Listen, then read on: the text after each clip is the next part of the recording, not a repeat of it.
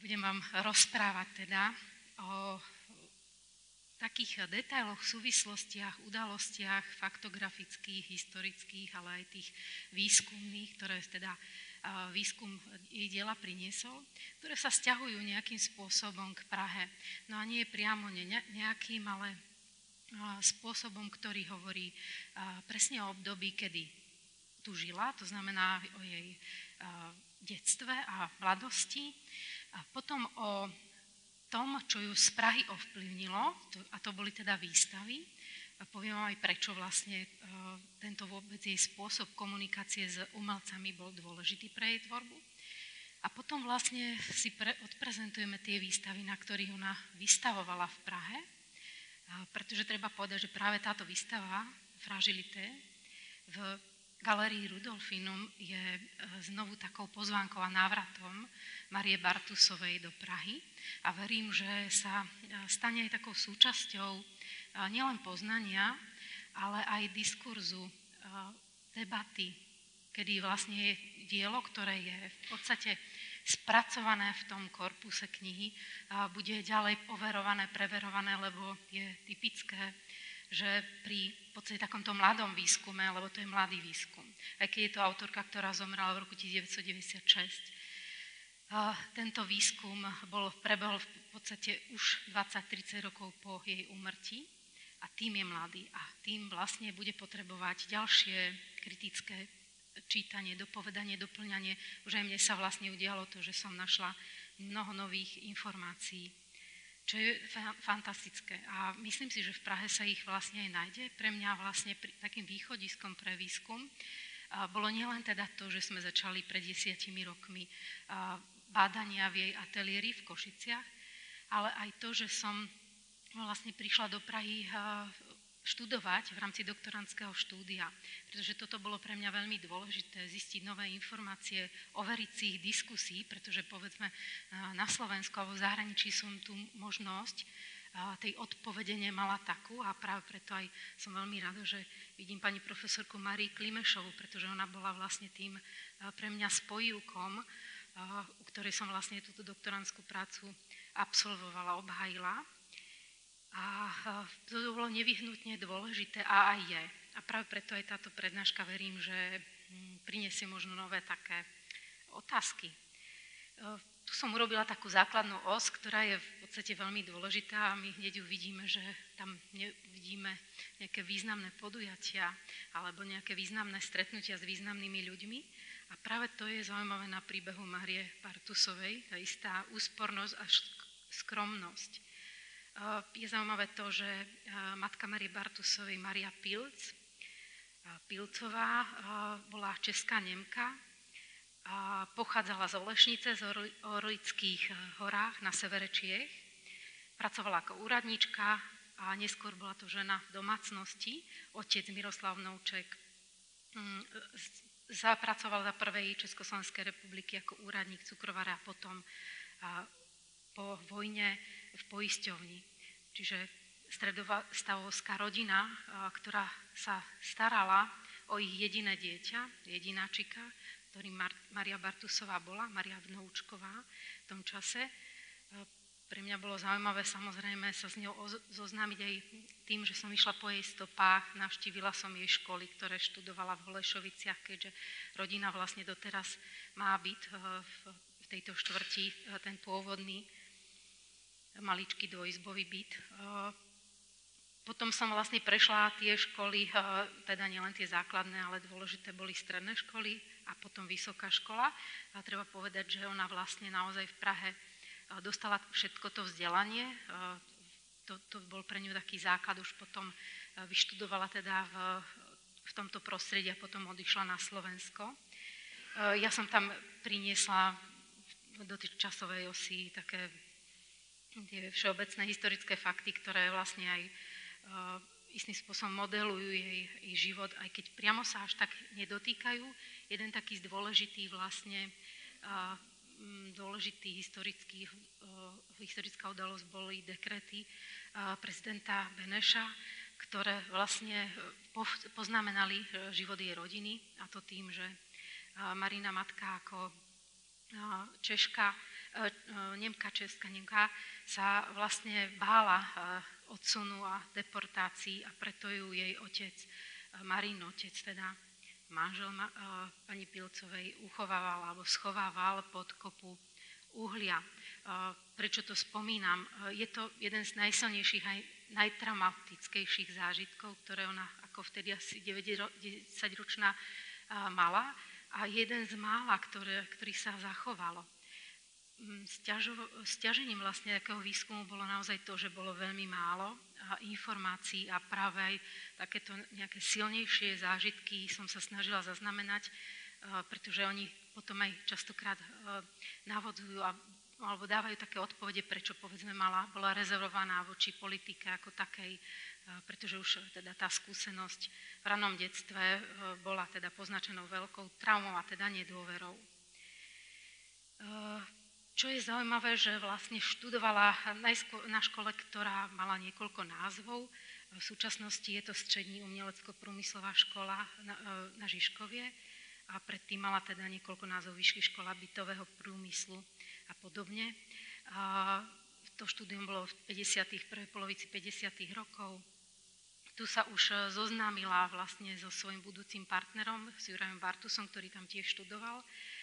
A potom teda po ukončení tejto školy sa pokúšala, teda uchádzala sa o štúdium sochárstva na Vysokej škole umelecko-priemyslovej v Prahe, kde sa na prvý raz nedostala a vlastne medzi tým pracovala v Štechoviciach v výrobnom družstve, kde sa učila teda pracovať na keramike točenej na kruhu, čo bola tiež pre ňu veľmi zaujímavá skúsenosť. Pre Máriu Bartusovú boli veľmi dôležití jej rodičia. V podstate od začiatku sa jej venovali tak, že jej umožnili štúdium. Môžeme povedať, že mala dobré, veselé, bezstarostné detstvo i napriek vojnovým časom. Samozrejme sledovala alebo prežívala tú traumu aj ona ako všetci. Ale ako dieťa bola vlastne vychovávaná k tomu, že sa mohla venovať svojim záľubám. To bolo najmä výtvarné umenie, alebo aj návšteva divadiel, kín.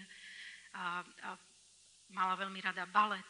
Zachovali sa nám niekoľko kresie práve z týchto divadelných predstavení, alebo aj z baletných predstavení. Tu máme na také naozaj si osvieženie alebo predstavenie jej podoby v tomto období, kedy naozaj bola obyčajnou normálnou študentkou, ktorá vlastne prišla do styku s tým, čo všetci ostatní, s modelovaním, prácami v ateliéri. Možno aj taký silný dôvod, prečo sa začala venovať, alebo prečo išla na smer, na orientáciu s umeleckým remeslom alebo remeslom vôbec, bolo odporúčanie jej otca, ktorý vlastne v tom videl lepšie, praktickejšie uplatnenie sa potom v živote predsa len k umeniu. Neboli nedôverčiví jej rodičia, pretože práve že boli veľmi kultúrne zorientovaní, ale predsa len bola tam vlastne už od začiatku táto cesta smerom vlastne aj tej utilitárnej tvorbe a tá bola pre ňu veľmi dôležitá, lebo práve na Umprum si začala overovať to, čo potom vlastne začala robiť vo svojej sochárskej tvorbe. Ona skutočne experimentovala s tým, čo sa naučila. Čiže tie remeselné kvality, ktoré boli dôležité a vôbec aj myšlienka vytvorenia akéhosi tvaru, ktorý je určený na používanie, nie priamo na dotýkanie, ale na manipuláciu, čiže akýsi nástroj, boli pre ňu veľmi inšpiratívne. A z toho sa vlastne dozvedáme z jej zápisov. Napríklad bol pre ňu veľmi dôležitý práve v tomto ranom období, študijnom období, vzťah alebo možnosť predstaviť si formu negatívnu a pozitívnu. A uvidíme, že vlastne toto bolo pre ňu potom vlastne úplne najdôležitejším motívom jej sochárskeho tvorenia, prázdny a plný tvar. Takže sa jej nakoniec podarilo v roku 1956 dostať sa na štúdium na Vysokú školu umelecko-priemyselnú, ktorá je vlastne sa nachádza hneď oproti, že je taká veľmi zaujímavá súvislosť, lebo ona sem často chodievala a vôbec navštevovala výstavy, čiže je to aj istým spôsobom zrazu také umiestnenie jej, práve umiestnenie do tohoto priestoru. Študovala v ateliéri profesora Otta Eckerta na oddelení keramiky a porcelánu, čo úplne zase jasne súvisí s tým zameraním na umelecké remeslo, na keramiku, na porcelán, s ktorým ona naozaj začína potom aj ako s materiálom experimentovať a stane sa vlastne veľmi silným motivom k tomu, ako si objaví techniky, o ktorých si povieme, ale už ich spomeniem, je to gravistimulované odlievanie a pneumatické odlievanie. Oni vlastne práve vychádzajú z týchto možností hľadania materiálu, nového materiálu, ktorý je dostupný, rýchly, lacný a nevyžaduje možno aj nejaké dielenské alebo teda zázemie. Teda v druhom ročníku štúdia sa zblížili s Jurajom Bartusom, čo zásadne poznamenalo jej život. A keď ja hovorím o tom, že spomínam jej rodičov, spomínam Juraja Bartusa, tak to boli naozaj udalosti, o ktorých my hovoríme ako formujúcich. Nie je to výnimka, samozrejme, nie je to niečo jedinečné. Aj v prípade napríklad Louise Bourgeois sa jej životopis práve odvíja od jej životných udalostí, či už od smrti matky, alebo od svadby, alebo osvojenie si dieťaťa, narodenia dieťaťa. Čiže aj tieto dátumy prirodzene vyplynuli vlastne v rámci jej života ako veľmi dôležité. A v podstate takým teda tým zlomovým rokom, ktorý niečo zmenil v jej fungovaní v Prahe, bol rok 1961, kedy ona jednak otehotnela, jednak teda ukončila predčasne o rok školu a vydala sa, čo vlastne generovalo všetko to nové v jej živote. Museli si zriadiť rodinu, najskôr teda hľadali uplatnenie v Prahe alebo aj zamestnanie, aj ubytovanie, to sa im nepodarilo mladým manželom. A práve preto teda sa rozhodli vrátiť sa na Slovensko. Najskôr to bolo do Kamenina, do takej malej obce na juhu Slovenska, skadiaľ pochádzal Juraj Bartus, kde mali zázemie ateliéru a kde vlastne z tohoto miesta bolo bližšie pre Juraja Bartusa cestovať do Košíc. Tam cestovala potom aj ona. Čiže vidíte, že je to veľmi krátke obdobie, vlastne naozaj iba tej mladosti a už sme z Prahy von. Dcera Anna sa narodila ešte v Prahe v roku 1961 a tu si ešte teda umiestnime alebo predstavíme jej práce z diplomovej práce. Nepodarilo sa mi dohľadať nejakú textovú prácu. Je možné vtedy, že bola od nej odslobodená, alebo že dokonca nebolo praxou. Toto som ešte neoverila, ale v archívoch som teda nenašla. Tu máme ukážku naozaj jej keramických nádob. Nachádzajú sa v zbierke Slovenskej národnej galérie. Je veľmi zaujímavé to, že sa tieto keramiky teda umiestnili, tieto keramické nádoby v zbierke Slovenskej národnej galérie pomerne dosť skoro, čo bolo tiež zaujímavé, že to vlastne súviselo s tým uprednostnením toho umeleckého remesla pred sochou. A to naozaj to bola prvá akvizícia, ktorú urobila Slovenská národná galéria v rámci kolekcie keramiky.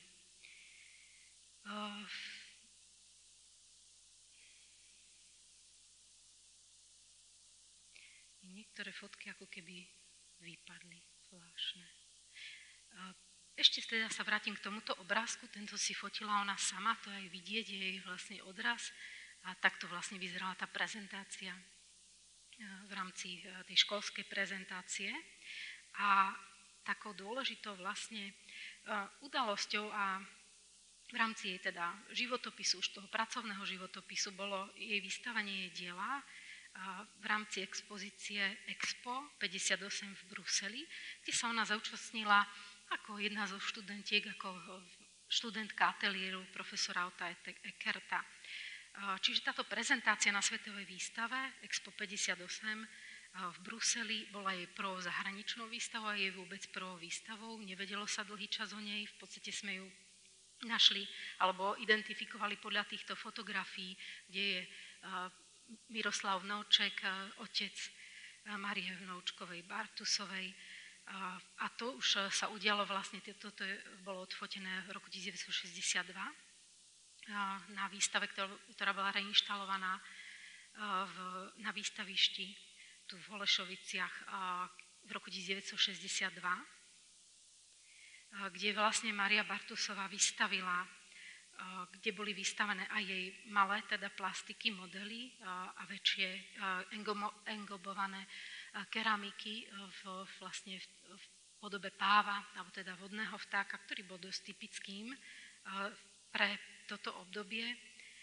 Sám Vetřelci aj Volavky, tento názov a to zameranie toto odráža. Tu máme pohľad do tej expozície, ktorá ukazuje inštaláciu týchto keramík. V rámci tohoto ateliéru tam sú vázy od Ekerta. Tie vázy vlastne na jednu kvetinu zaujímavé rôznymi povrchmi keramickými, ktorým on sa venoval. A tu sa ešte teda vrátim k tomu úvodu, lebo už teda prechádzam pomaly teda z toho jej vzťahu k Prahe, tomu štúdiu a týmto okolnostiam v roku 1961, kedy už budeme sledovať aj ďalšiu os, a to sú výstavy, ktoré ona nielen navštívila, ale ktoré boli pre ňu veľmi dôležité v rámci jej práce. Mnohí umelci, umelkyne pracujú spôsobom, že reagujú na tvorbu iných umelcov. Pre ňu to bola veľmi špecifická situácia. Ja som si tieto vzťahy nazvala ako dialógy. Dalo by sa ich pomenovať aj iným spôsobom, ale určite sa jedná o vzťahy, ktoré ona vlastne v zázemí toho svojho ateliéru, ktoré de facto ani zázem nebolo, lebo skôr to bola taká izolácia v tomto ateliéri v Košiciach v tých 60. rokov, vlastne spracovávala. Myslím si, že bolo pre ňu veľmi náročné opustiť Prahu a naozaj milujúce zázemie, milujúcich rodičov, ale musela si teda svoju voľbu obhájiť, ktorá táto voľba určite im nebola až tak možno sa im nezamlouvala, a pretože zrazu Mária úplne zmenila všetko radikálne z jedného dňa na druhý, ale ona sa teda naozaj navracala do Prahy, navštevovala svojich rodičov a navštevovala tu výstavy a tiež sa tu získavala zdroje a informácie o umení. A práve tieto jej dialógy alebo vzťahy, komunikácie boli pre ňu dôležité. Máme tu jeden zápisok z umenia 20. storočia, obdivujem obzvlášť Konstantina Brancusiho, Hansa Harpa, Henryho Moora, Alberta Giacomettiho, Lucia Fontanu, Juana Miroa, Georgia Kirika, Yves Kleina, Brancusiho, Harpa, Moora pre dokonalosť formy a filozofiu ich tvorby, Giacomettiho pre pocit času a pominuteľnosti človeka, Fontanu pre jednoduchosť použitých prostriedkov a elegantnú hravosť, Kirika pre pocit zastavenia času, časovej nehybnosti. Tento citát bol vlastne, tento zápisok vznikol ako odpoveď na isté zadanie, keď mala urobiť odpoveď pre dotazník. Čo je zaujímavé, že s ňou nerobili vlastne rozhovory novinári alebo teoretici, čo je veľká škoda, lebo v podstate musíme dohľadať takýmto spôsobom aspoň čiastočné zápisky, ktoré nám vlastne vypovedajú o jej záujmoch. Takými ďalšími informáciami, ktoré toto dopovedali, tieto skutočnosti, boli rozhovory s Jurajom Bartusom, ktorý mi vlastne mnohé ozrejmil, mnohé v spomienkach vlastne vylovil, lebo skutočne aj v jeho prípade sa už jednalo o vyrovnanie sa teda s históriou, ktorá tiež nebola, povedzme, ľahká a príjemná alebo pozitívna. Jedným z tých dôležitých autorov bol Auguste Rodin. Jemu sa teraz venovať nebudem, ale ho vlastne spomeniem, pretože ona zareagovala vlastne na jeho plastiku a hlavne na tú plastiku, ktorá pracuje s tým pohyblivým dočasným tvarom, alebo ktorý sa dokonca stráca. Viac teraz budeme hovoriť o Konstantinovi Brancusim. Ten vlastne v Prahe, to nie je pražský zdroj, ale prejavil sa prvýkrát na výstave, ktorá bola spomenutá, to Expo 58. A toto bolo také zaujímavé, pretože mala Brancusiho viaceré monografie a hneď v roku vlastne 1961 získava monografiu, to znamená po tejto vlastne práci, ale vieme, že S Brancusim sa mala možnosť stretnúť, alebo teda ho poznať aj z iných zdrojov, ale začína sa mu venovať teda skutočne tak diskusne a možno práve Brancusi je prvý taký neinšpiračný zdroj, pretože to by bolo veľmi nesprávne označenie. To je taký prvý jej rozhovor, kedy vidíme, akým spôsobom rozmýšľa. Nie je to priamo subverzia, aj keď sa ponúka použiť aj takéto slovné označenie, ale je v tom určite veľmi odstúpený a až vtipný, ironický prístup, keď ona vlastne zareaguje na jeho dokonalý tvar, dokonale modelovaný, dokonale cizelovaný, tým, že vlastne nájde spôsob, ako toto všetko náročné vznikanie umeleckého diela, ktoré ona vlastne ani nechcela vytvárať, vytvárala plastiky, ako ho obísť. Tu máme isté také analógie, ktoré vlastne vznikajú už dodatočne. Nenašla som k tomu presne nejaké, povedzme, v jej zápiskoch kresby, že by išlo priamu reakciu na ležiace hlavy Brancusiho, ale my ich tam už vlastne vieme spätne vyhľadať. A toto sú jej kvapky zo 60. rokov. Sú to kvapky, ktoré vlastne vznikajú týmto experimentovaním, ktoré vlastne skúšala a overovala počas štúdií. A tieto skúsenosti si priniesla domov. Nie je to presné, ale máme jeden z jej zápiskov, kedy vlastne ona hovorí, že prišla k tejto technike odlievania sadry do balónu tým, keď sa hrala so svojou dcerou Annou.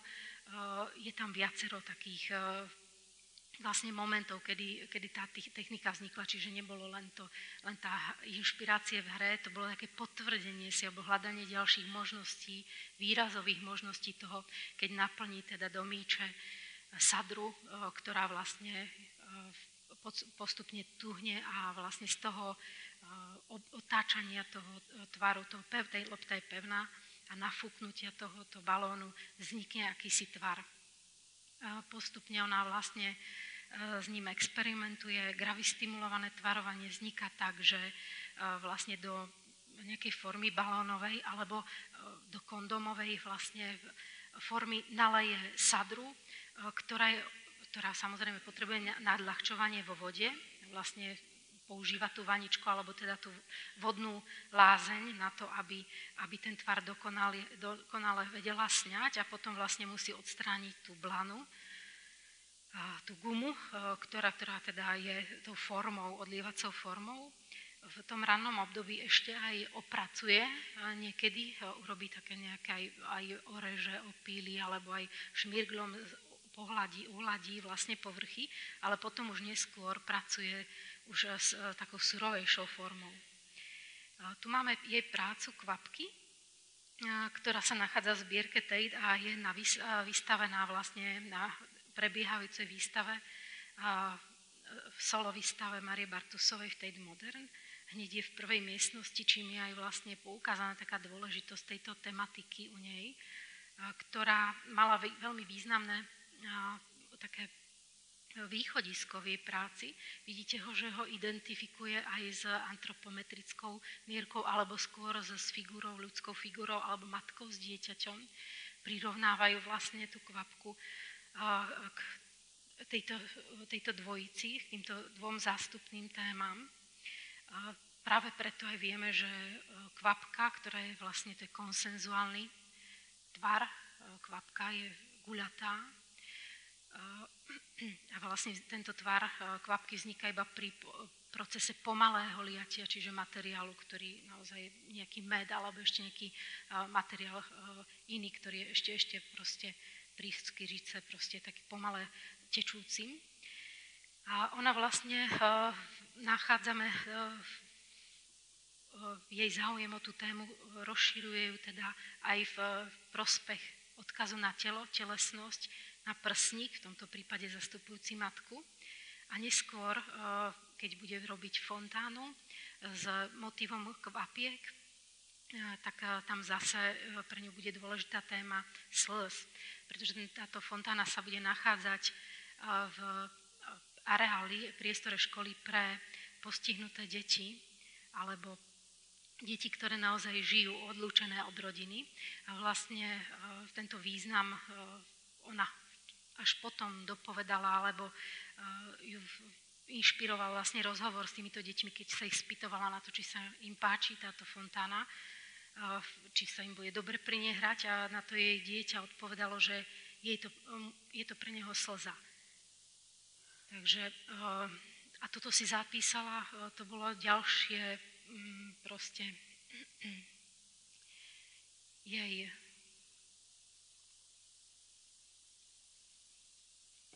uvažovanie, rozšírenie tejto témy, ktorá nám už naznačuje to, že nejde o abstrakcie, ako sa pôvodne dlhý čas myslelo. Mnohí autori, autorky, keď som sa s nimi aj rozprávala, dokonca aj sám Juraj Bartus stále tvrdil, že sa jedná o čistú abstrakciu. My zistíme, že nie. Pomôžu nám k tomu ale najmä jej zápisky, ktoré vlastne nás nenechávajú len tak blúdiť a nechávať nás na vlastnú interpretáciu a vlastné vcítenie sa do týchto plastík. Máme hneď takú zaujímavú prácu, ktorá ešte súvisí s Prahou, lebo si ju začala modelovať ako tehotná. Je to motív stromového vietru, ako si poznamenala na kresbe. To znamená znovu, to je tá rodenovská, a nie vo forme, ale myšlienke, pohybujúca sa živá forma, živý organizmus, rastlina, ktorá bude stále viac a viac pre ňu dôležitá ako motív, kedy bude pracovať s motívom rastu, teda klíčenia, rastu, ale aj potom zániku rastliny, takého plodu napríklad. A tu nám vlastne ukazuje ešte prácu, ktorá je modelovaná v hline a plastelíne. A to rozvádza tú tému tých tomov, stromov vo vetre. Ale táto plastika už je o inom, je odliata do kondómu a toto je vlastne tá prvá jej naozaj výnimočná práca, v tomto aj radikálna, že použije kondóm v čase, kedy bola tehotná, rok 1961, kedy musela vlastne zmeniť svoj život, kedy ten motív embria sa tam vlastne aj vôbec tvaru falusu, aj to ukotvenie v nejakom raste, nejakom vertikálnom tvare, ktorý vyzerá ako naozaj, ktorý viete chytiť a položiť na stôl. Výška toho je okolo 30 cm, čiže nie je to veľmi veľká práca, ale presne taká do ruky. Hneď to umiestnenie vlastne, to počítanie s tou rukou je tam veľmi dôležité. V Košiciach už vlastne najskôr ju vymodelovala samozrejme v Sadre, keďže bola v Sadre odliatá, ešte bola potom vsadená do toho podstavca, domodelovaného. Potom v Košiciach vlastne sa tu už objavuje nový materiál, ktorý bude typický pre ňu, pre Košice. A to popri Sadre vlastne niektoré teda plastiky dala odliať. Dala ich odliať do hliníka alebo do bronzu. V časti niekedy z začiatku pracovala s východoslovenskými železniarňami a tam využívala možnosti, ale mala aj ďalších vlastne kovolejárov a našla si také možnosti, v podstate, že to bolo aj veľmi dôležité pre Juraja Bartusa, čiže mali viacerých, ale potom sa vykreovala v rámci rodiny Bartusovcov aj dielňa, ktorá im tieto plastiky odlievala do kovov, do hliníka a do bronzu. Zaujímavé na hliníku je teda naozaj ten jeho význam, ten lacný, taký proletársky vlastne význam, ale aj to, že nie je to veľmi ušľachtilý materiál, to skôr pomocný technický materiál, nezdravý, dá sa povedať, že zdravotne aj závadný. Sám vlastne má takú čiernu patinu, čiže je aj na dotýkanie, pokiaľ to nie je vycizelované a vyčistené, tak aj trochu nepríjemný. A samozrejme studený, čím vlastne to dotýkanie je istým spôsobom tak ako problematizované. Keď som spomínala výstavy a autorov, nám sa tu objavuje ďalší autor a umelec, sochár, s ktorým tu prišla do kontaktu, a to na výstave, ktorá bola v Národnej galérii v Prahe. A to bol Henry Moore v roku 1966. Henry Moore bude pre ňu dôležitý aj potom, v 80. rokoch, kedy vlastne sa k nej dostane monografia, čiže znovu upozorňujem teda na to, že pre ňu boli veľmi dôležité komunikácie nepriame, nepoznala sa s Henry Moorom tak ako povedzme Jan Matej z Košíc, košický sochár, ale poznala sa s nimi cez knihy, čo bolo pre ňu teda naozaj až slobodné a ona priamo komunikovala, reagovala na tvorbu týchto umelcov. A vravím takým podvratným spôsobom, ako to vidíme práve v tej Brancusiovskej modelácii, ale tu máme zase inšpiráciu alebo dialog práve s Moorom a jeho plastikou, ktorá má vnútorný príchodný tvar, čiže je taký motív perforácie a otvoru, bude tu veľmi dôležitý a vidíme ho aj v neskoršej tvorbe. Toto je plastika, na ktorej ešte začala pracovať v roku 1963-64 ju dokončila, čiže to je ešte také obdobie, kedy prechádza z Prahy a našla som, alebo podarilo sa mi nájsť list, kde ona ponúka vlastne túto prácu na preliezačku, na realizáciu, ale nepodarilo sa mi teda zistiť viacej. Nenašla som jej realizáciu, ale zvláštne, že som našla také podobné realizácie.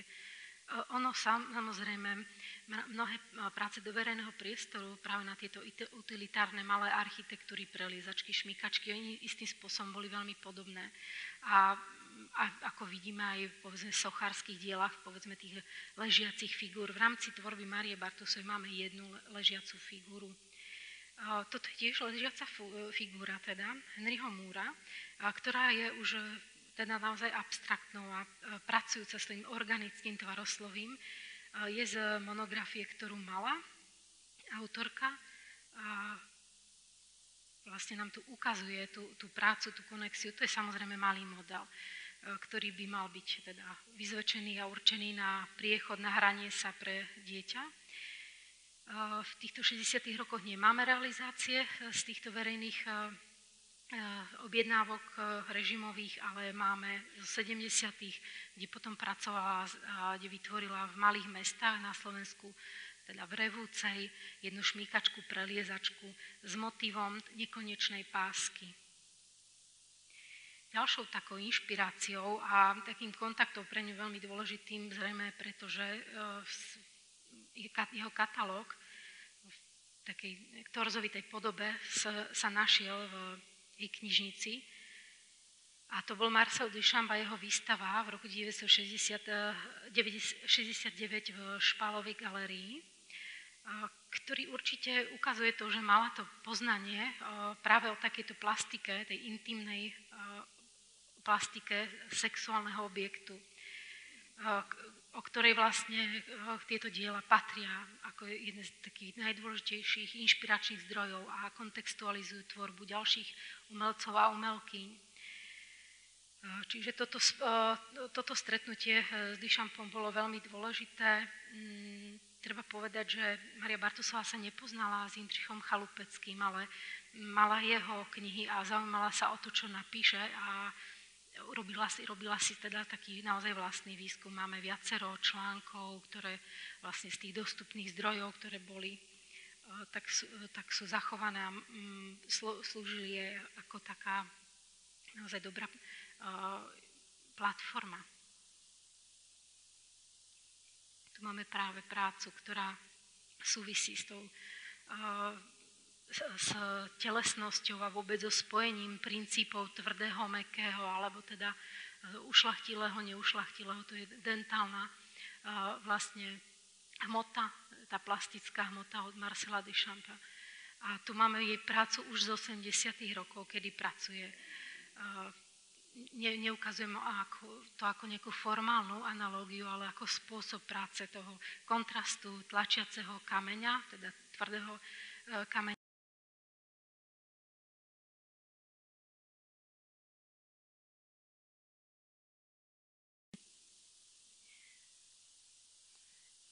Keď som hovorila o tom, že pracuje s tým motívom, lebo ja musím tak trošku zrýchliť, s motívom rastu alebo klíčenia, tak toto je práve taká dôležitá plastika z roku 1966. ktorá nám ukazuje túto tému v takej plnej podobe. To znamená, že tieto predĺžené tvary, obvíjajúce tvary, najskôr formované okolo teda jadra, sú sústredené a vsadené do takého, tak asi pomenovala tieto vankúše. Treba povedať, že všetky vznikajú najskôr v sadre, ako odliadky sadrové. A tu je krásna situácia, kedy nám ukazuje, ako pracovala s takou serialitou, s tým pohybom toho nierastu, lebo pôvodne je teda vyrastený ten tvar, ktorý je vsadený do tej mäkkej vlastne bubliny, ale potom ho ona zrezáva. To je na to veľmi dobré slovo, to cutting, proste, že seká to. A oni postupujú k tomu najmenšiemu, takému osekanému tvaru. Je to jasná taká analogia na ich vzťah Juraja a Márie Bartusovcov, kedy ona vlastne sa aj vysporiadáva s tými osobnými istými problémami do vzťahu, ale aj s tým, ako vníma jeho pozíciu, jeho vlastne v tomto vzťahu. A treba povedať, že aj tie poznámky, ktoré k tomu vedú, sú veľmi vtipné, ironické a naozaj ukazujú, že to bola aj forma pre ňu, kedy jej pozícia skutočne bola nejaká submisívna, ale v tejto tvorbe týchto plastík, ale zase zároveň je to zvláštne a teda príznačné, že o tých dielach sa dozvedáme až teraz, o tom význame, prečo tak vznikajú. Tu sú situácie, kedy vlastne sú nafotené práve v tej skladbe, ako by mali byť. Je to z filmu z roku 1981, to je jediný film, ktorý sa zachoval. Natočila ho Slovenská televízia a vlastne spočíva v tom, že sa tak otáča, rotuje tá vlastne skupina týchto klíčení. K tomu máme samozrejme viacero krezieb, ktoré jasne nám dávajú referenciu, že sa jedná o falus, o tému žongléra, víťaza a podobne. Tu sú záznamy, ktoré vlastne ten screenshot ukazuje z filmu situáciu, kedy ona narába, manipuluje s týmito haptickými skladačkami a teda dostávam sa k termínu haptické skladačky, pretože mnohé z nich vlastne budú, to prvé klíčenie ešte nebolo rozkladateľné, je pevné, ako taká naozaj plastika, pevná modernistická plastika, ale tieto už začínajú byť rozkladajú, to znamená, tvary sa dajú vyberať, vsúvať a toto je práve to dôležité. Zároveň je to zaujímavé v tom, že tieto práve nie, vlastne aj tieto, boli určené pre deti, nevidomé deti, ale zároveň aj tá ich otvorená sexualita a téma sexuality je tým kontrastom, ktorý sa tu odohráva. Známy bol teda ten motív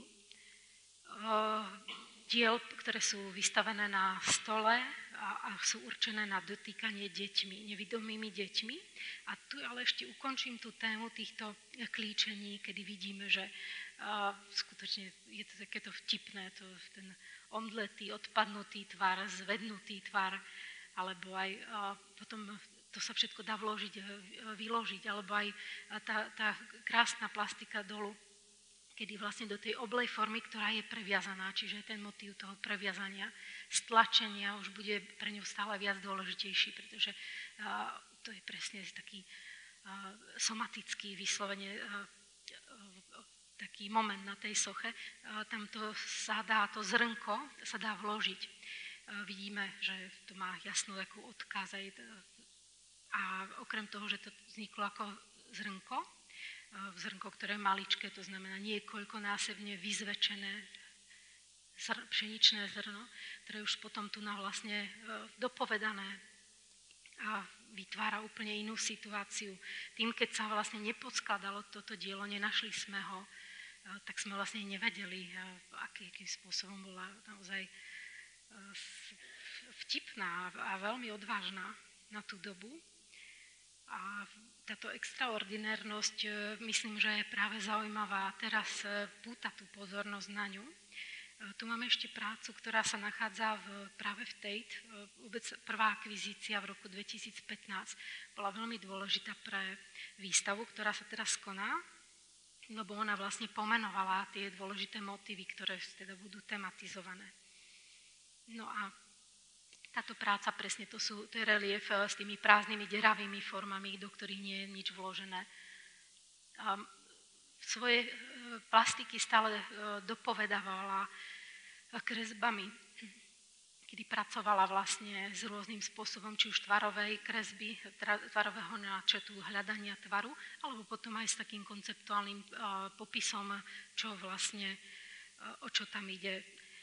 Je zaujímavé to, že častokrát si písala v češtine tieto zápisky na kresbách, v podstate možno niekde výnimočne zmiešala so slovenčinou, ale väčšinou teda naozaj zostávala v českom jazyku, používala ho, v podstate aj mala českú národnosť, to znamená, že tam sa ani nejak nezmenilo.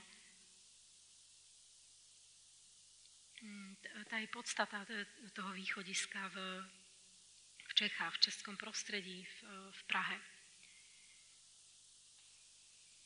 Čistý gipsový tvary a pod ne černý stíny na světlic boku. Nebo blízko ke středu, nebo jinak stíny. Označené tie tmavé miesta.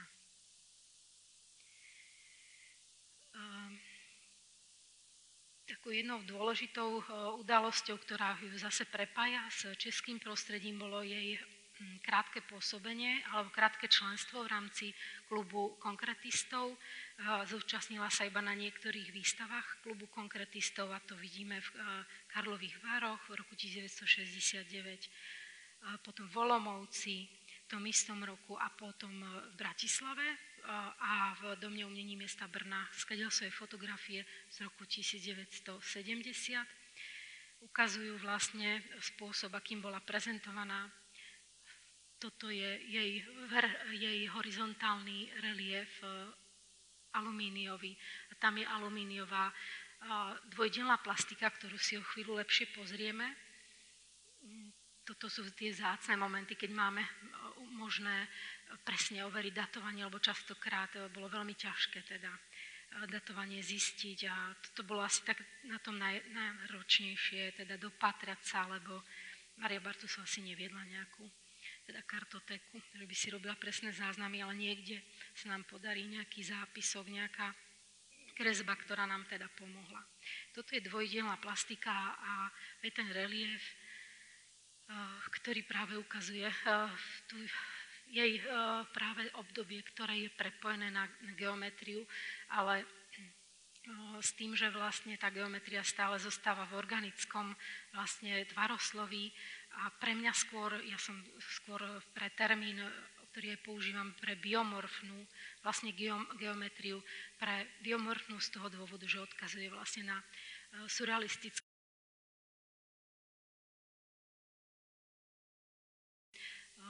formy a na inú formu, povedzme telesnú formu. V tomto prípade je to krajina alebo krajinársky motív, ktorý prechádza do toho telesného. A znovu to rozdelenie formy dvoch ramien, ten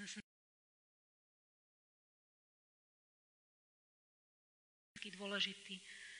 A vlastne nám ukazuje, že vlastne jej biomorfná geometria nie je čistou geometriou v rámci klubu konkretistov, ale práve naopak.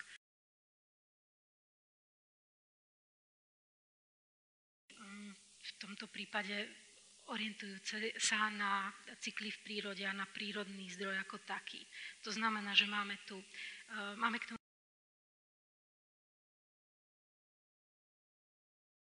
názvoslovie týchto diel, čo je veľmi dobré. Čiže semienka púpaví v povetrí a striedavý rytmus, čiže pracuje s motívmi, ktoré nachádza v prírode, ale zaujímajú práve ich pohyb v tom priestore, raster pohybu, záznam pohybu. Sice v rámci toho menoslovu nemám spomenutého Františka Kupku, ale pre ňu Kupka bol veľmi dôležitý a práve preto, že aj máme jeho monografie a je zápisky, kedy si vlastne kreslila podľa jeho diel. A práve tá inšpirácia v abstrakcii, kupkovskej abstrakcii, jedna z dôležitých momentov. Spomínam ju teraz ako tejto súvislosti, pražskej súvislosti. To je znovu pokračovanie témy týchto reliefov, ktoré majú väčšinou súhrnný názov vesmírne reliefy, to znamená, to sú témy, ktoré sú síce spojené s prírodou, prírodnou tematikou, topografiou. Toto je Údolie Váhu sa volá toto dielo. To znamená, je to naozaj jasným spôsobom tá relácia s tým architektonickým modelom pôdorysom, pohľadom z hora. Budeme mať aj také práce, ktoré sú presne o krajine, o dedine, o dedinských strechách, alebo teda pohľadu na takú zástavbu, domovú zástavbu. Ale ešte sa vrátim k tomuto. Toto je vlastne odlievaný relief do hliníka, kde je zaujímavá taká inšpirácia a komunikácia práve s Juanom Mirom, kedy ona pracuje vlastne s týmito jeho formami a práve preto tá biomorfnosť, alebo tam som sa vlastne tak upevnila v hľadaní vlastne a spájaní a uvažovaní v rámci vlastne tvorby surrealistov, keďže sama sa rada venuje Hansovi Arpovi a ďalším autorom, ktorých tu práve na prednáške nebudeme viacej zmieňovať. Ukážem vám ešte prácu, ktorá je v Košiciach a ktorá vlastne vyústením týchto hliníkových reliefov malých, ateliérových, je taký zaujímavý k tomu taká poznámka, som ju našla na takej kresbe nedokončenej, kde ona hovorí, že vlastne z lásky k svojmu manželovi robím tieto hliníkové reliefy a ostatné, ale keďže som profesionálka, pracujem na svých plastikách, tak práve preto vlastne tieto plastiky, ktoré sú tu, už nazývam, že své plastiky, pretože ich sama ona tak pomenovala. Častokrát, keď aj som zvolila nejaké pomenovanie kapitoly, podkapitoly, častokrát používam termíny, ktoré teda volí ona, alebo sú to napríklad aj názvy jej málo výstav, ale som práve považovala za dôležité hľadať jej myšlienky, jej hlas, ten je veľmi upozadený, ale aspoň myšlienky, teda, ktoré by nám sprístupnili hĺbšie jej zámery. No toto je práca, ktorá sa tiež už nachádza v zbierke Tate. To sú práve tie haptické skladačky, ktoré už súvislia priamo s telesnosťou, s telesným tvarom, ktorý sa dá skladať, rozkladať a vnímať hmatom. Toto je téma Venuše. Tam máme jasnú kompozíciu, ktorá je ako vyskladaná z týchto odliadkov z kondómov, kde vlastne prirodzený tvar prsníka alebo aj kondómu vznikne tým, že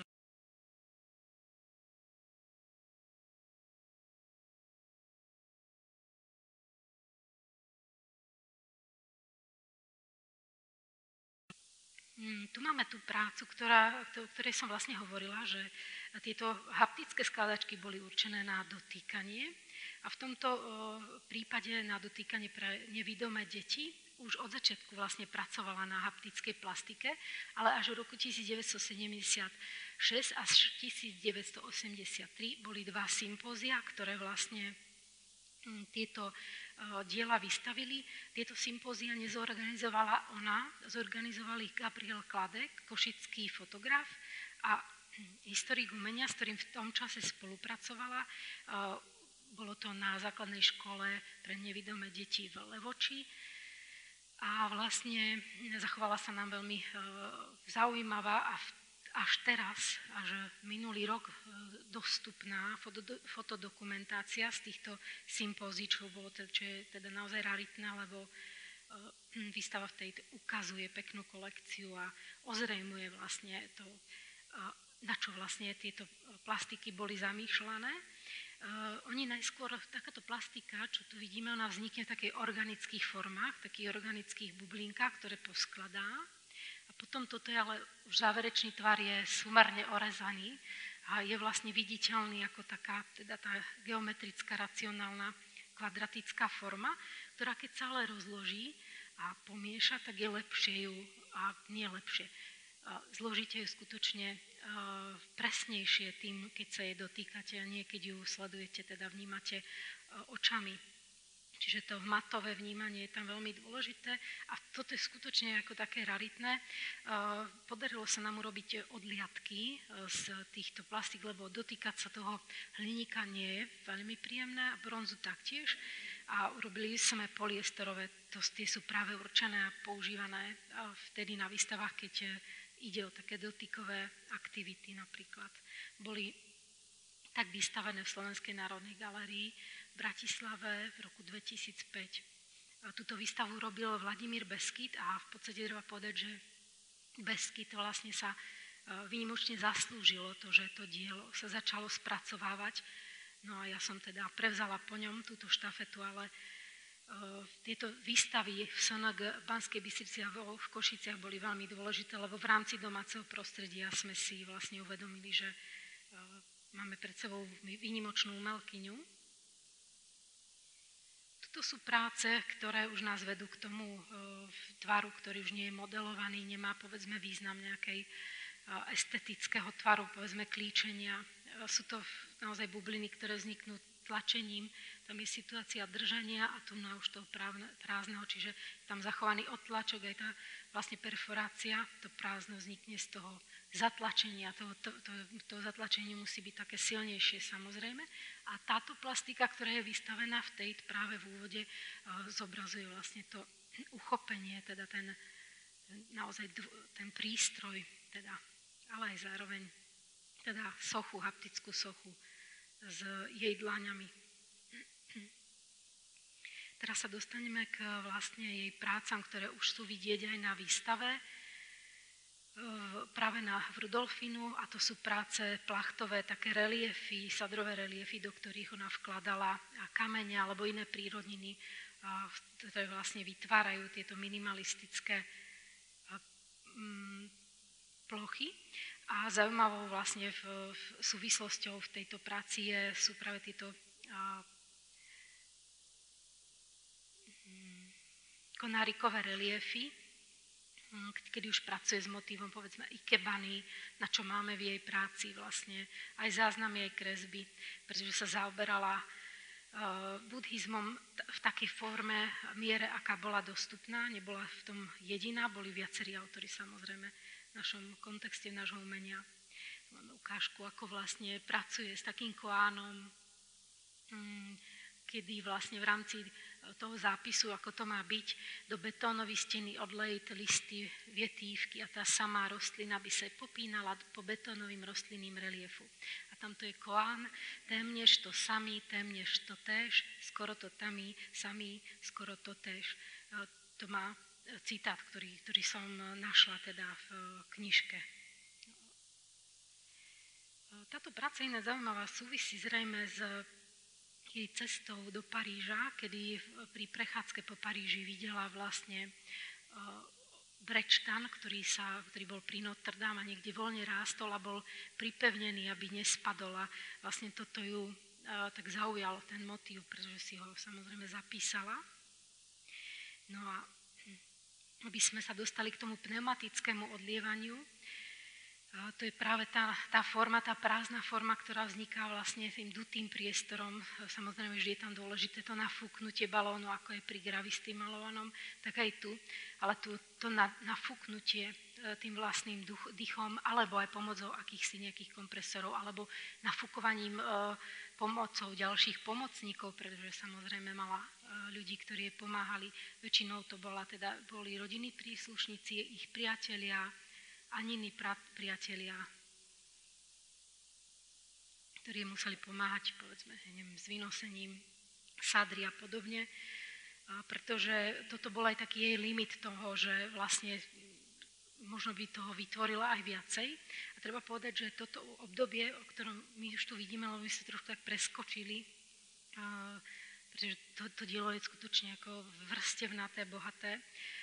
Už sme v 80. rokov a súvisí s takým jej znovu dôležitým životnou udalosťou, kedy sa s manželom rozviedli na jej popud a vlastne po rozvode v roku 1984 dochádza vlastne k novému takému vzopäťu alebo takému novému náboju, aj tematickému, materiálovému, ale aj formálnemu, alebo teda hmotovému, kedy tieto objekty začínajú byť nielen teda určené na dotýkanie ako v malej mierke do ruky, ale začínajú teda narastať, expandovať do priestoru a priestor sa stáva veľkou a dôležitou súčasťou, myšlienkovou súčasťou. My tu máme prácu, ktorá je zachovaná vlastne vďaka fotografii Gabriela Kladeka, ktorý sfotografoval, zachytil vlastne strom v záhrade, ktorý vlastne bol postupom času zvetraný, zničený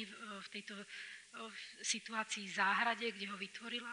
Je treba povedať, že oni vlastne v tých začiatkom 80. rokov už mali nový ateliér, kde mala k dispozícii záhradu a to vlastne aj zmenilo. Obzvláštnilo, rozšírilo práve tieto možnosti jej tvorenia. A téma stromu, na ktorom sú tieto vajíčka, prázdne formy, alebo z druhej strany sú viditeľné aj teda také popukania, vedie celkom takým novým, zaujímavým interpretáciám. Ja skôr súvisí pre mňa stále s tou témou stromu, ktorým vlastne si zaznačila stromy ve vietru, ktorý vlastne rozvádza túto myšlienku ďalej.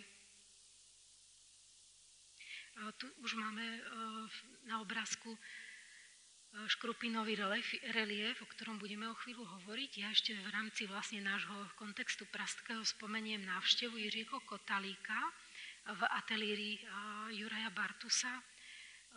To bolo v podstate také zaujímavé, taký družný rozhovor, ale oni niečo sledujú, budovateľsky to pôsobí tá fotografia, nejaké schvaľovanie nejakého plánu, ale v tomto prípade oni sledujú fotografiu diela Juraja Bartusa, dokončeného v roku 1980, a to je dielo sochy Juliusa Jacobiho, významného stredoeurópskeho maliara, košického maliara, o ktorého sa práve Jiří Kotalík zaujímal, čiže nebol to záujem o tvorbu Márie Bartusovej, údajne jej ateliér nenavštívil, ale ona mu aj písala neskôr list, pretože Mária Bartusová si našťastie svoje listy koncipovala, takže ich máme zaznačené tým, ktorý ona potom poslala, tak máme teda tieto koncepty listov, kde mu poslala svoj prvý katalóg z roku 1988. Toto je aspoň taká návšteva. On sa viackrát zastavil v Košiciach, keď cestoval so svojou manželkou do Tatier. Takže tu máme práve ukážku, ešte také rozvedenie, čiže záujem naozaj o tú tvorbu Juraja Bartusa, rok približne 1981, v súvislosti teda s tými dielami, ktoré už tam sa nachádzajú u Juraja Bartusa. Tu je jedna malá ukážok, že ako pracovala vlastne, tu máme ukážku v katalógu, toto nie sú fotografie z tých katalógov, čo sú u nej doma. Tieto som našla práve pre účely prednášky, aby sme si pozreli. To je katalóg, ktorý možno mala, neviem isto, ja ho predpokladám, mala aj zrejme niečo menšie ešte zo skoršieho obdobia pred 61. rokom, ale toto bol taký dôležitý, o ktorom si myslím, že mohla vedieť, a vlastne to zaujatie tvorbou Lucia Fontanu je hlbšie, máme k tomu viacero takých aj indícií, aj dá sa o tom samozrejme viacej uvažovať, ale ja aspoň pre takú stručnú teda ukážku jej kontaktu s touto vlastne jeho týmito rezmi, priestorovými vlastne konceptmi, perforáciami, ako ona vlastne pracovala. Máme aj skoršie príklady toho, ale takým priamou dedikáciou je tento triptych. Pôvodne som mysleli, že sú dva, ale našli sme aj tretí, fotografiu tretieho už zničeného, teda omyčstvu Fontana, práca s motívom klíčenia, ktoré sa prerezáva z tej prerezanej vlastne plochy, a tu na rodiace sa vajíčko, alebo teda vajíčko, ktoré je vsadené v tomto reze. Toto je zaujímavá práca, ktorú som tak dlhšie o nej uvažovala, a nakoniec sa mi podarilo nájsť možné súvislosti, lebo tam sa vlastne udialo aj to, že tie jej kresby neboli kompaktné, že som nemala k ním prvá prístup, čiže boli rozobraté a bolo potrebné teda pohľadať niekedy aj stránku k stránke. Táto práca určite súvisí práve s reliefmi, s týmito predošlými fontanovskými, kde pracuje s tým motivom prierezu. Zaujímavé je teda to, že si našla nový materiál a to je teda gumená plachta, pomocou ktorej teda odlievala tieto plochy. A trošku to nie je vidno, je vystavený práve na výstave v Tate a tam sa vlastne deje to, že tá plocha sa hýbe ako keby. Je tam to konkávny a konvexný, čiže pracuje s tým motívom toho vydutia a vzdutia, čím vlastne vytvára sa ako keby dojem toho rodenia a aj tá téma vlastne toho pôrodu, alebo teda toho, ale už toho prázdneho miesta, už bez plodu, je pre ňu vlastne v tomto zaujímavá. Pre takú malú ukážku rozvíjatému práce na týchto reliefoch, plachtových reliefoch, s tým, že vkladá, buď sama sa otlačí, to sú samozrejme aj viac menej naše predpoklady, lebo k tomu nemáme nejaké zápisky a ten tvar ani presne nie je, skôr máme také zápisky, že dotyk je hneď odtlačkom, tak práve preto si myslíme, že tam išlo. Je tak fyzicky to muselo byť, že teda musela sa toho dotknúť, buď tam vložila nejaký predmet, skalu, alebo potom tam vkladala aj svoje ďalšie plastiky, lebo máme k tomu fotografie. Čiže vlastne tá prítomnosť toho tela je tak zachovaná v týchto plachtových reliefoch. No a teraz sa dostávam, lebo neviem, ako som na tom časovo, k výstavám. Tam veľa toho nebude, ale spomeňme si, spomenuté Expo 58, umení víťazného lidu, túto spomínať nebudeme, ale ja som vám ich vymenovala, aby ste vedeli, koľko výstav mala vlastne v Prahe a v Čechách. A potom významná výstava bola súčasné slovenské výtvarné umenie a fotografia, čiže prichádza sem už z toho kontextu slovenského umenia, kedy ju vlastne vystavila kurátorka Ada Krnáčová a tiež sa to udialo, táto výstava sa odohrávala na výstavišti. Potom mali projekt Minisalon a šedá cihla, ktorá sa konala v Klátovi Klenová. Tu už sú výstavy, ktoré sa konali teda postmortem a tu vidíte, že sú to výstavy, ktoré prezentujú zbierky, ktoré ju vlastne obsahujú. Prvá slovenská investičná skupina alebo v galérii v Švestku jedno dielo. Dôležitejšia výstava potom je taká, ktorú organizuje Slovenská národná galéria, kedy hovorí o vlastne téme slovenský obraz, antiobraz, čo je jasný odkaz na Juliusa Kollera, 20. storočie v slovenskom výtvarnom umení, čiže vidíte, že je v tomto kontexte predstavovaná práve cez ten kontext slovenského umenia. Alebo tiež Vetřelci Volavky, ktorý prináša zo pár jej reliefov pre práce do verejného priestoru, ktoré tvorili významnú časť jej práce, pretože to bola jej živnosť práve.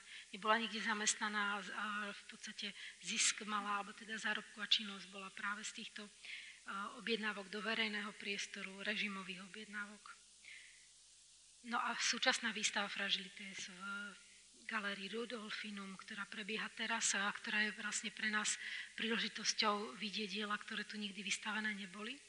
Takými to boli ale úplne výnimočné práve diela, ktoré boli vystavené na výstave v súčasnej slovenskej výtvarné umenie, spomínanej, ktorá bola v podstate jedna z najvýznamnejších prezentácií jej tvorby. Boli tu vystavené jej nekonečné vajíčka z 80. rokov, kedy pracuje teda naozaj s tou témou sadrovej plastiky úplne v tých majstrovských ako keby jej prevedeniach, kedy dosahuje kvalitu materiálu, ktorá odkazuje na porcelán, alebo teda na ušľachtilý materiál. I treba povedať, že ona pracuje teda, vytvára mnohé škice, štúdie, kým sa jej podarí dosiahnuť vlastne tento tvar toho nekonečného vajíčka. A tu je práca, ktorá vlastne tu bola vystavená, vznikla in situ, vieme to vďaka novinového, kritickému novinovému článku, ale vieme teda to, tiež teda bolo to nedaleko jej bydliska, bývala v Holešoviciach, u Uranie, v podstate len si zabehla a urobila tu tieto dva výnimočné reliefy, teda to je jeden, len z iného pohľadu, ktoré nafotil Pavel Meluš v rámci tejto výstavy. Je to objekt, ktorý je v rámci jej tvorby naozaj úplne výnimočný, jedinečný a zaujímavé je to, že vlastne po výstave bol zničený. Čo je veľmi typické, môže tam byť viacero dôvodov za tým, okrem toho, že to nemala ako preniesť, nemala na to už to zabezpečenie. 91. rok už bol pre ňu rokom, kedy začínala pociťovať chorobu, ktorá vlastne 90.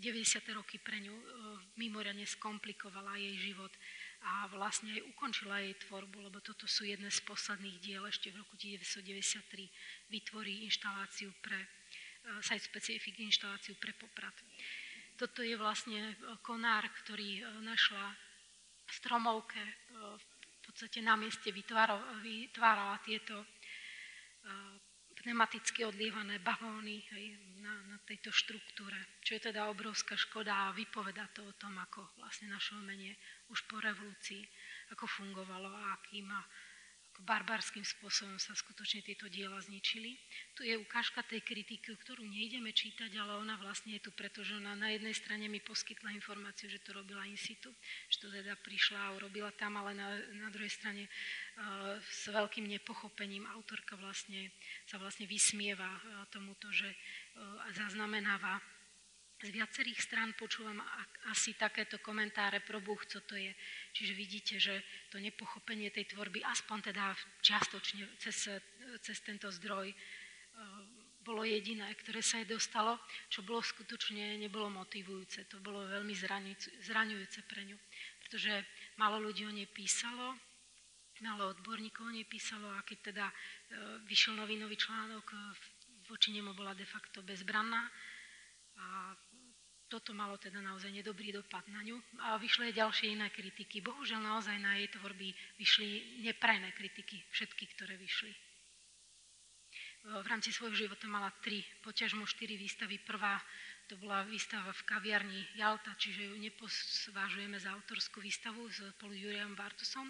Prvú takú významnejšiu výstavu mala rok 1983 v Trenčíne, kde už bola zrelá autorka a potom vlastne táto výstava v roku 1988, ktorá sa konala v Košiciach. My si ju vlastne pripomíname preto, aby sme sa dostali k tomu záveru, o ktorom vlastne budeme hovoriť. Toto je prekrásna fotografia mladého vtedy autora Kamila Vargu, fotografa, ktorý pôsobí tu v Prahe, pochádzajúceho z Košíc, ktorý zaujímavým spôsobom zaznamenal vlastne momentky z výstavy, kedy jej vysťuhuje práve to jej úmysel a zámysel toho vytvorenia tejto výstavy, kedy ju sama autorka koncipovala ako výstavu, ako živý organizmus, čo je veľmi dôležitý pojem, pretože v rámci toho priestoru galérie sa máte vlastne pohybovať spôsobom, kedy ste súčasťou toho diela. Toto sú ešte práce, kedy tá väzba nenastáva, lebo toto je ten pohľad, ktorý ste videli predtým,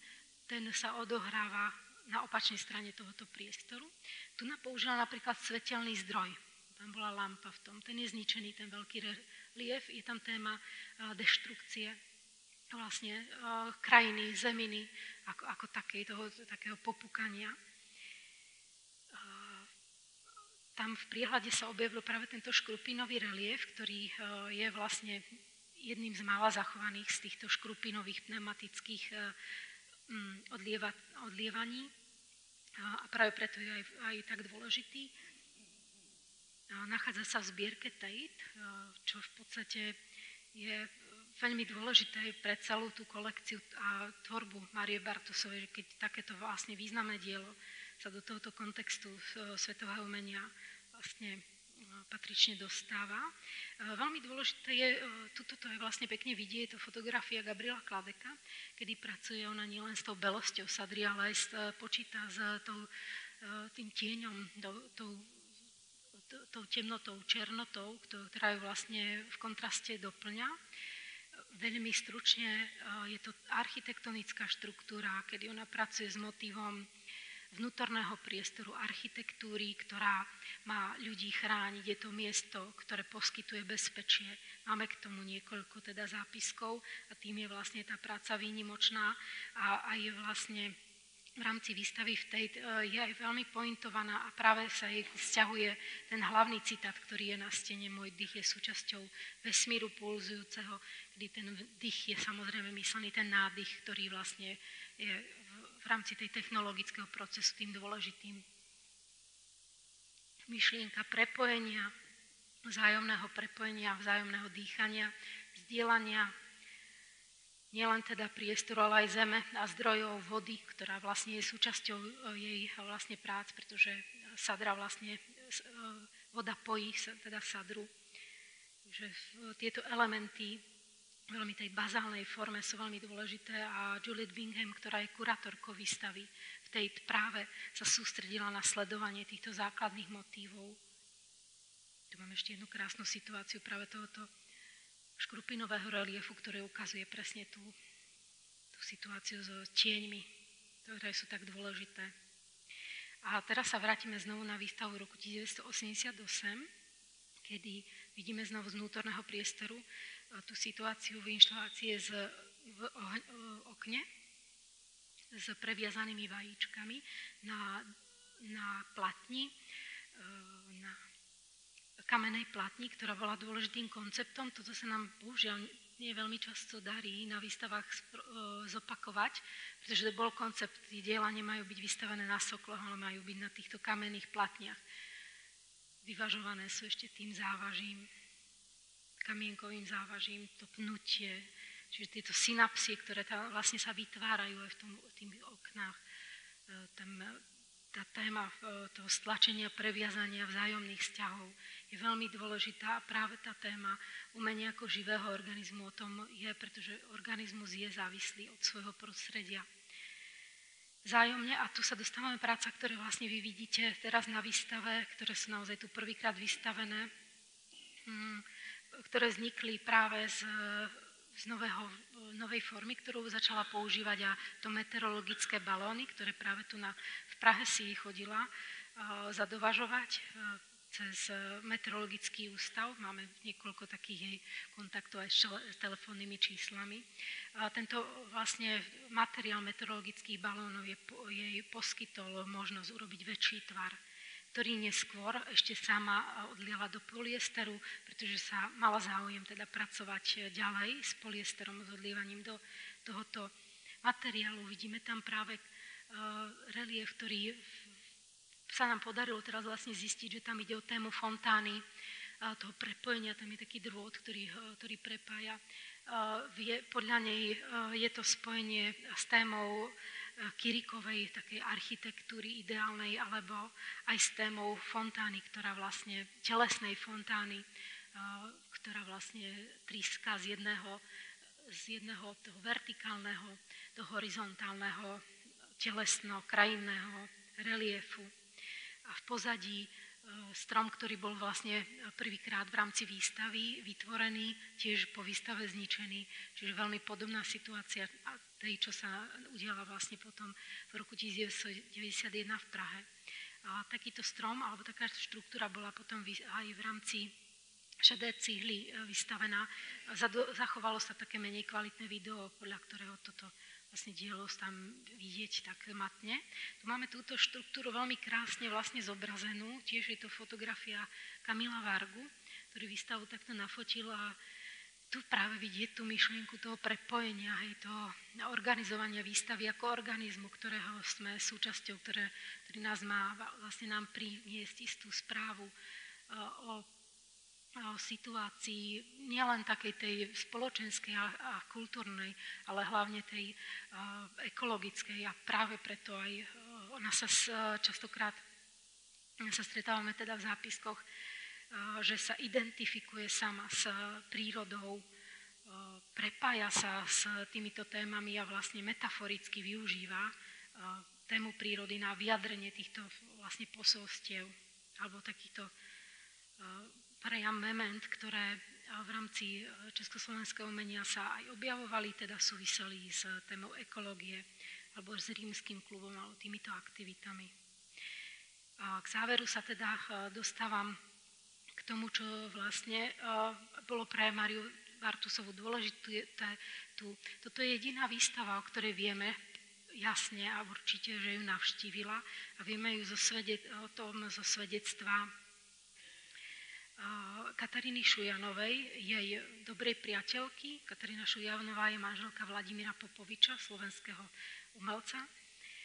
s Katarínou boli veľmi ako v blízkom vzťahu so svojimi priateľkami, ktorých mala niekoľko rada a často cestovala buď do Prahy, Budapešti, alebo teda do tých dostupných vlastne miest na výstavy.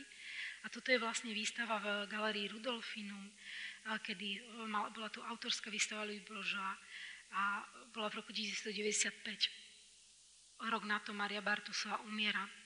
Vieme, že vlastne táto výstava ju už nemohla k niečomu inšpirovať, nejakému dialogu tvorivému.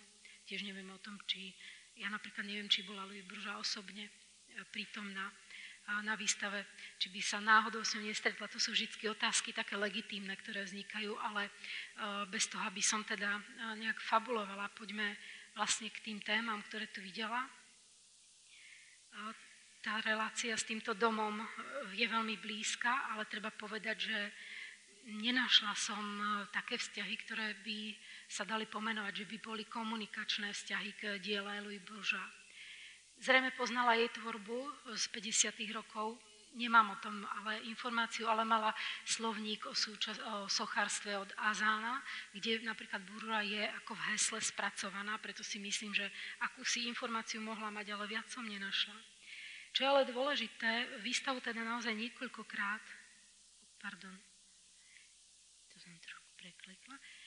niekoľkokrát nás navštívila, pretože vlastne sa konala sa v Prahe, kde teda ona koncom teda života častokrát sa navracala a žila tu v Prahe, pretože tu mala alebo hľadala lepšie možnosti liečby svojej teda vážnej choroby. A to bol dôvod, prečo aj bola v Prahe. Výstavu teda niekoľkokrát navštívila, ako som povedala, aj sama, aj v sprievode teda Kataríny Šujanovej a tam ju vlastne povedala to, že pre ňu bola vlastne veľmi silná inšpirácia. Trošku preskakujem, lebo práve veľmi, nie inšpirácia, stále použijem to slovo a pritom ho tak nemám rada. Práve pre ňu bol veľmi silný zážitok z diel Louis Bourgeois, ktoré spočívali z motívu klietky. Je to cells, ktorý vlastne ja trošku píšem v katalógu výstavy Fragilités. Tak vlastne tu vidíme aj jej kresbu vlastne v tom závere, v tej druhej polovici 90. rokov, alebo teda okolo. Už netvorila, ale kreslila, veľa si zaznamenávala a preto si aj myslím, že aj spolu teda s Annou Bartusovou, dcerou Márie Bartusovej, ktorá vlastne túto kresbu aj vybrala pre monografiu, že by mohla súvisieť práve s touto klietkovou formou, pretože Kataríne Šujanovej povedala, že ju presne zaujali práve tieto klietky. Veľmi ju to oslovilo. Tiež si uvedomila súvislosť jej kvapiek zo 60. rokov, ale v podstate to bolo už naozaj také už v období, kedy ona už len bilansovala, alebo teda sledovala to dianie takým odstupom. Tu máme ešte takú zaujímavú ukážku kresby, kedy ona pracovala s motívom teda akejsi štruktúry inštalácie, ani nie klietky, ale nejaké ohradky alebo rámu s vajíčkami a toto je práca, ktorá vznikla v tej druhej polovice, teda okolo roku 95-96 si myslím, predpokladám, aj podľa toho typu zošita, v ktorom sa to nachádza. Tiež je tu teda ten motív nejakého priestoru vymedzený, v ktorom sú zavesené nejaké mäkké tvary. Čiže je možné, že poznala tieto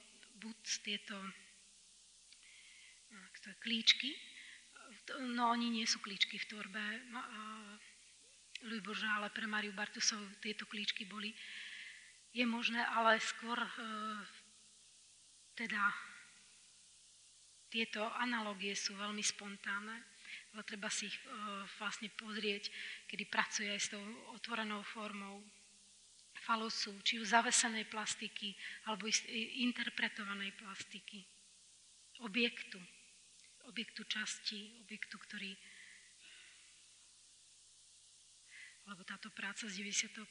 roku Louis Bourgeois ako ukážka s telesným tvarom.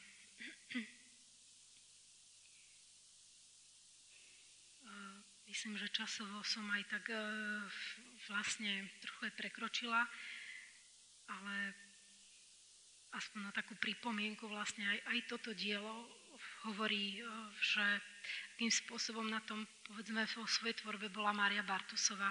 U nej nedošlo k takému priamému vysporiadaniu sa so vzťahmi, ktoré mala s otcom alebo so svojím manželom, aj keď vidíte, že používala rôzne odkazy a sú to priame súvislosti, či už motív rezania, sekania, stiahnutia tvaru, ktoré vlastne odkazujú aj v zápiskoch na toto jej zameranie.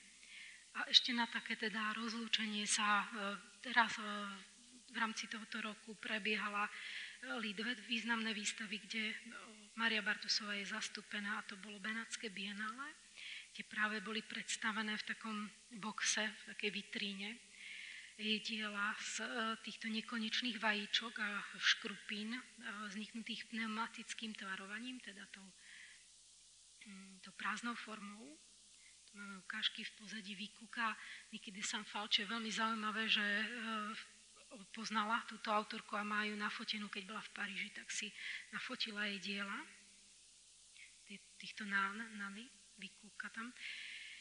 A potom vlastne to celé vyznenie tejto kapsule, ktorá tak bola inštalovaná, je zamerané práve na keramiku, na tvary, ktoré sú, povedzme, modelmi, povedzme, ženských reprodukčných orgánov, ako vidíme v tomto prípade.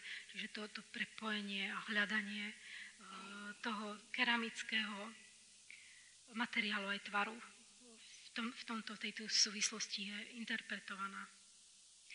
Toto je katalóg z výstavy, ktorý vlastne vydal Tate Publishing výstave, ktorý sprostredkováva niekoľko textov zaujímavých. Napríklad z českého prostredia je to text Marie Klimešovej a zo slovenského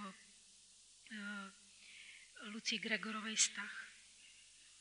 Toto je z otvorenia v podstate vďaka úžasnej takej komunikácii a spolupráce táto výstava mohla vzniknúť. To je Francis Morris v strede a Juliette Bingham, kurátorka výstavy, ktoré vlastne stoja presne pred tým najdôležitejším dielom, ktoré aj je divácky skutočne veľmi atraktívne. A teda na záver vás ešte upozorním na teda monografiu, ktorá vyšla v slovenčine s niektorými esejami autorov ako Rudnoák, Joany Mitkovskej, Jana Vervorta a Vladimíra Beskida. A jej anglická, nie je presná mutácia, ale proste istá forma, vychádzajúca vlastne z tejto slovenskej knihy, ktorá obsahuje katalóg Raisonné, to znamená súpis diel Márie Bartusovej.